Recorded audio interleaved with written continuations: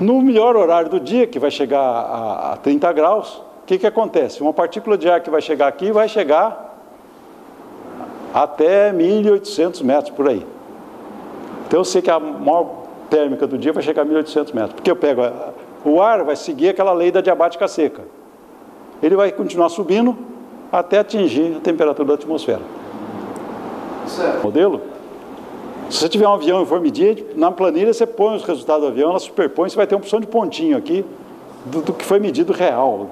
Só que o avião tem que sair às 7 da manhã, aí ele tem que subir numa certa velocidade, pousar numa certa velocidade, a gente pega aquilo, aí até processar, pô, é complicado. Então é muito melhor usar um modelo teórico, quase sempre bate, quer dizer, a diferença é pequena, tem que se revelar. Os metros aí foi escolhido por causa do específico popular. Planador. Eu só posso lançar os planadores quando o planador puder chegar a ficar, que eu levo ele até 600, se as térmicas forem só até 600, eles vão pousar, né? Então, geralmente, 800 chegou, a experiência mostra que quando está 800, a gente pode dizer, olha, atingiu o TIC, que a gente chama de temperatura de início de convecção, mas na realidade não é, a convecção começa.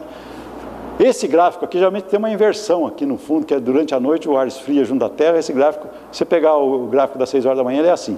E à medida que vai passando o dia, ele vai mudando um pouquinho, mas ele muda pouco. No final, eu vou mostrar para vocês que ele muda pouco ao longo do dia. E o ponto de orvalho, esse dia estava super seco, ou seja, em lugar nenhum eu atingi o ponto de orvalho dentro da térmica. Não vai ter nuvem. Então a previsão desse dia, o que foi? Ó?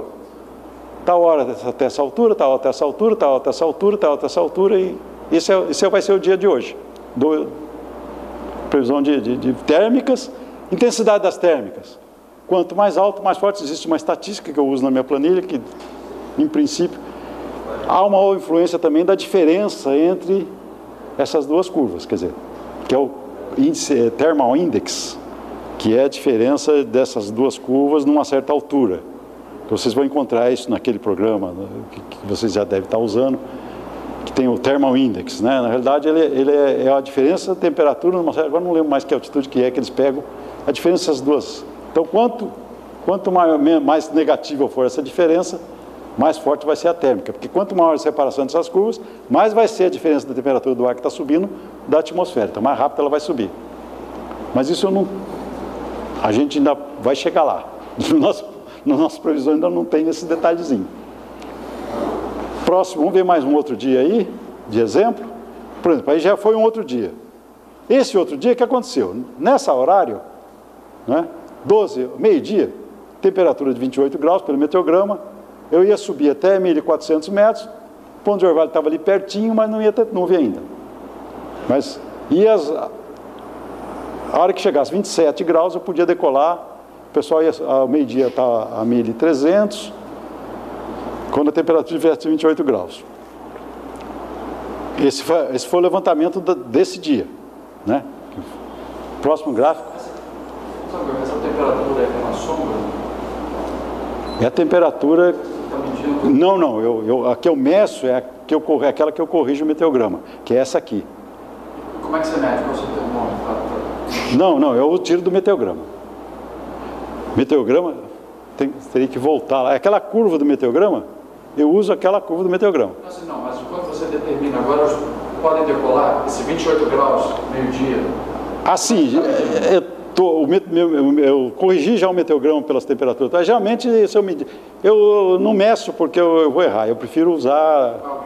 Agora, se eu já verifiquei que o meteograma está sistematicamente... Se eu tiver uma estação meteorológica perto, e eu checo na estação meteorológica, por exemplo, de Barretos, quando eu estou em Bebedouro, ou lá em Lem tem uma estação meteorológica do CPTEC lá. CPTEC não, do INMET. Então, beleza. Se lá a estação meteorológica está... Eu vou usar os dados dele, porque eu não vou medir, porque medir é difícil. A medida da temperatura na estação é na sombra? É na sombra, na sombra. Não é no sol? É na sombra, não é no sol, não. Essa temperatura na sombra. 50 e tal. Então, esse dia, essa hora, meio-dia, ia chegar a 1.300, mas não tinha nuvem ainda. Estava quase formando nuvem. Próximo slide. O que aconteceu? A hora que chegar aqui. O que acontece aqui às 15 horas, 3 horas da tarde? Aí vai chegar a 33 graus. Desquentou bastante. O pessoal vai conseguir subir a 2.200 metros. Quando chegar a 2.200 metros, ainda não encontrou a temperatura, mas se encontrou o ponto de orvalho, porque o ponto de orvalho aqui está aqui. Aqui formou a base. essa, quer dizer, que minha base vai estar aqui. Começou a formar a nuvem aqui. E aí, a partir daqui, o ar começa a seguir a diabática úmida e continua paralelo. Quer dizer, o ar vai continuar subindo, porque ele não está encontrando. Como ele esfria menos que a própria atmosfera, ele vai continuar subindo. Aí eu falo, pô, mas se ele vai continuar subindo, o troço vai virar CB, né? Bom, aí eu olho no meteorograma, não tinha previsão de chuva? Uma chuvinha. E aí, outra coisa que eu uso é o seguinte, isso aqui desse livro aí, em função da distância entre essa temperatura e essa, que é a temperatura do ponto de orvalho, começou a formar a nuvem, e a temperatura do ponto de orvalho da atmosfera, eu posso prever a quantidade de oitavos de nuvens que vai ter. Então, nesse caso aqui, só tinha 5 graus. Então, tinha uma diferença grande, 5 graus. Porque se esse ponto de orvalho tivesse encostadinho aqui, aí a nuvem ia cada vez ficar maior, ia crescer e poderia até formar um CB. Mas 5 graus, eu entro aqui nesse gráfico, 5 graus é 2 oitavos, quer dizer, são poucas nuvens. Porque a atmosfera em cima está relativamente seca. Então, o ar, apesar de começar a formar nuvem, essa nuvem não vai progredir muito, ela vai acabar. Aquela inclinação quando muda, da encosta no ponto de orvalho. É de 10,5 para aquela outra que a gente viu. 4. Como ele perde 4,8. É a de seca para úmida. Isso. Ao passo que aqui é aquela variação do ponto de orvalho, que é 2 graus por quilômetro, uma coisa assim, né? Só aqueles 3 gradientes que eu estou brincando com eles aqui.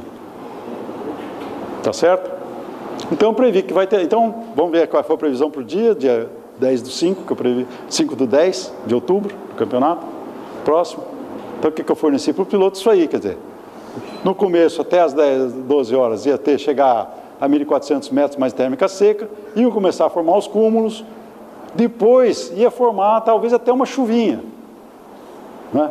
Porque tinha umidade, mas não tinha muita umidade e não tinha perigo de CB. Outra coisa que eu forneço geralmente também é a intensidade do vento na pista, que está aqui embaixo, isso aí você tira do meteograma, intensidade das térmicas em função da altura, aquilo que eu disse, existe uma estatística.